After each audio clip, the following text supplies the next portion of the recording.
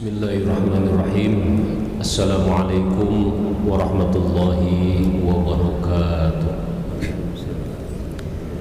Alhamdulillahi rabbil alamin, wa bihi nasta'inu ala umurid dunya waddin. Nusalli wa nusallimu ala asyrafil anbiya'i wal mursalin Muhammadin wa ala alihi wa ashabihi ajma'in, amma ba'du. Fa ya ibadallah, usikum wa nafsi bitaqwallah. Qala Allah Ta'ala fi kitabihil karim, a'udzu billahi minasyaitonir rajim. Bismillahirrahmanirrahim. Qad aflahal mu'minun alladzina hum fi salatihim khashi'un. Al-ayah. Shadaqallahul azim. Hadirin kaum muslimin wal muslimat, mu'takifin yang dimuliakan Allah Subhanahu wa taala, puji syukur kita panjatkan kehadirat Allah Subhanahu wa taala yang telah menganugerahkan karunia nikmat yang tiada terhingga kepada kita, yaitu nikmat iman dan Islam. Salawat dan salam semoga tercurah limpah kepada Nabi akhir zaman, panutan kita semua, habibana wa nabiyana Rasulullah Muhammad sallallahu alaihi wasallam, kepada keluarga dan para sahabatnya, dan juga seluruh umatnya yang istiqomah di jalannya. Hamba Allah yang dimuliakan Allah Subhanahu wa taala, pada kultum kali ini sesuai dengan tema yang disampaikan tadi, yaitu akhlak sebagai tolak ukur keimanan. Hamba Allah yang berbahagia, ada satu kisah yang terjadi di zaman Rasulullah SAW, di mana salah seorang sahabat yang bernama Hanzalah, beliau ini adalah salah satu juru tulis di zaman baginda Rasulullah, juru tulis Rasulullah. Nah, kemudian ketika suatu saat bertemu dengan Sayyidina Abu Bakar As-Siddiq radhiyallahu anhu, Abu Bakar ini bertanya kepada sahabat yang bernama Hanzalah, "Kaifa anta ya Hanzalah? Bagaimana keadaanmu wahai Hanzalah?" Kemudian Hanzalah menjawab, "Sesungguhnya Hanzalah adalah orang yang munafik," katanya. Nafaqo Hanzalah. Hanzalah telah berbuat nifak ataupun menjadi orang yang munafik. Kemudian Abu Bakar menjawab, "Subhanallah, maksud ya Allah, kenapa bisa demikian wahai Hanzalah? Wahai Abu Bakar, ketika aku berada di majelis Rasulullah SAW, membersamai baginda Rasulullah SAW, mendengarkan nasihat beliau, mendengarkan ilmu yang beliau sampaikan kepada saya, kepada kami," kata Hanzalah, "maka teringat di dalam diriku akan surga dan segala kenikmatannya, dan juga teringat olehku neraka dengan segala kengeriannya, dan aku selalu bergemuruh di dalam hati ini perasaan itu antara khauf dan roja, tumbuh berkembang pesat dan besar rasa cintaku kepada Allah, kepada Rasulnya. Begitu pula aku ada rasa takut yang luar biasa kepada Allah Subhanahu wa taala dari setiap maksiat yang telah aku perbuat. Tetapi ketika aku keluar dari majelis Rasulullah SAW, aku bertemu dengan anak, bertemu dengan istri, bertemu dengan keluarga, maka aku sibuk dengan urusan dunia. Aku lupa dengan apa yang teringat tadi ketika bersama Rasulullah SAW." Demikian yang dijawab oleh Hanzalah. Kemudian Abu Bakar menjawab, "Duhai Hanzalah, kalau memang demikian adanya, berarti sama," katanya. "Saya juga begitu. Kalau berada di majelis Rasulullah, sama. Saya juga teringat dengan surga, dengan neraka. Keimanan saya luar biasa begitu. Tetapi ketika keluar dari majelis Rasulullah, sama, saya pun sibuk dengan urusan dunia."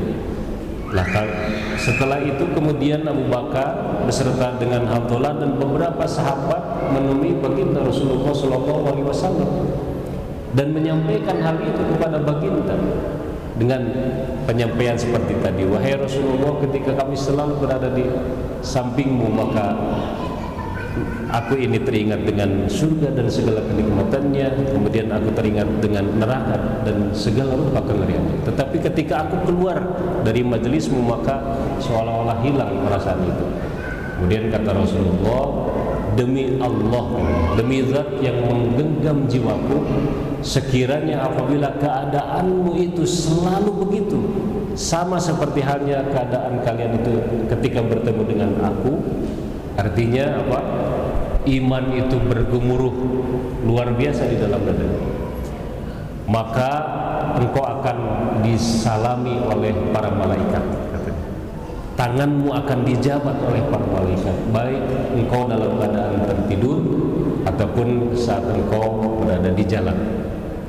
Oleh karena itu, wahai Abdullah, wahai Abu Bakar, lakukanlah sedikit demi sedikit.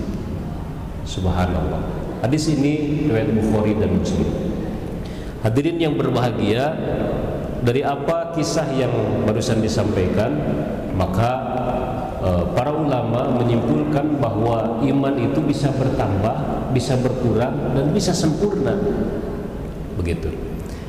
Bahkan dalam Al-Quran pun, liyazdadu imanan ma'a imanihim, supaya Allah menambah keimanan mereka atas keimanan yang sudah ada di dalam hatinya. Jadi iman itu, iman kita ini kadang bertambah, yazdad, kadang berkurang, yanqus, kadang sempurna. Maka ada sebuah hadis yang menyatakan bahwa ada 70 cabang iman yang harus diketahui oleh kita. Yang paling tinggi adalah ucapan la ilaha illallah. Ini yang paling tinggi. Kemudian yang paling rendah adalah ketika seseorang menyingkirkan atau membersihkan sesuatu yang menghalangi di jalan. Jadi misalnya ada duri ataupun ada istilah Sunda cucuk, kemudian kita ambil, kita simpan di tempat sampah. Itu pun bagian daripada iman, dan iman yang paling rendah. Wal haya'u minal iman. Begitu pula malu adalah bagian daripada iman. Hamba Allah yang berbahagia, karena kita sadar bahwa iman itu yazdad wa yanqus, dan yang paling tinggi adalah ucapan la ilaha illallah. Kemudian yang paling rendah tadi, kita berbuat sesuatu yang bermanfaat bagi orang lain. Maka kita harus senantiasa menjaga, memelihara keimanan itu dengan apa? Yaitu dengan akhlak. Akhlak di sini artinya adalah perangai yang terpuji. Karena akhlak ada dua, ada akhlak mahmudah, ada akhlak mazmumah. Akhlak yang baik, akhlak yang buruk. Terkadang seseorang dalam menjaga akhlak terpuji ini, maka yang pertama yang harus dilakukan untuk mempertebal, menjaga keimanan agar selalu stabil, tidak berkurang, bahkan kalau bisa bertambah, bahkan kalau bisa sempurna. Yang pertama yaitu menghadiri majelis ilmu, Pak. Jadi jangan bosan-bosannya kita untuk mencari ilmu. Ilmu apa yang dimaksud? Tentu saja adalah ilmu yang berkenaan dengan keimanan kepada Allah Subhanahu wa taala. Artinya ilmu tauhid, ya. Ilmu setinggi-tingginya ilmu adalah, dan dasar daripada ilmu adalah mengenal Allah Subhanahu wa taala. Bagaimana agar kita ini menjadi orang yang kenal kepada Allah? Kenapa harus kenal kepada Allah? Agar apa yang ketika kita sudah mengenal Allah Subhanahu wa taala, sehingga kita mengimani Allah Subhanahu wa taala dan juga dengan segala firman-firman-Nya. Kemudian mengenal Rasulullah SAW. Kenapa harus kenal? Supaya kita mengimani Rasulullah SAW, sekaligus kita juga mengimani apa yang disabdakan oleh beliau. Sehingga pelan-pelan kita menjaga keimanan ini dengan cara mengerjakan apa yang Allah firmankan, apa yang Rasul sabdakan. Itu yang pertama, adalah kita mencari ilmu. Yang kedua, agar keimanan kita ini selalu terpelihara, terjaga, bahkan bertambah, adalah kita merenungi ayat-ayat Allah. Ayat Allah di sini ada dua, Bapak Ibu dan sekalian. Yang pertama adalah ayat yang tertulis, yang kedua ayat yang tidak tertulis. Saat kita senggang ambil Al-Quran, dibaca Al-Quran, kemudian kita renungi akan isi dari apa yang kita baca. Kalau tidak seperti itu, maka kita merenungi ayat-ayat yang tidak tertulis, yaitu alam semesta. Ketika berjalan-jalan ke gunung, kita bertafakur, subhanallah, gunung begitu indah. Ini adalah ciptaan Allah. Melihat manusia, kita pun sama. Semua adalah ciptaan Allah Subhanahu wa taala.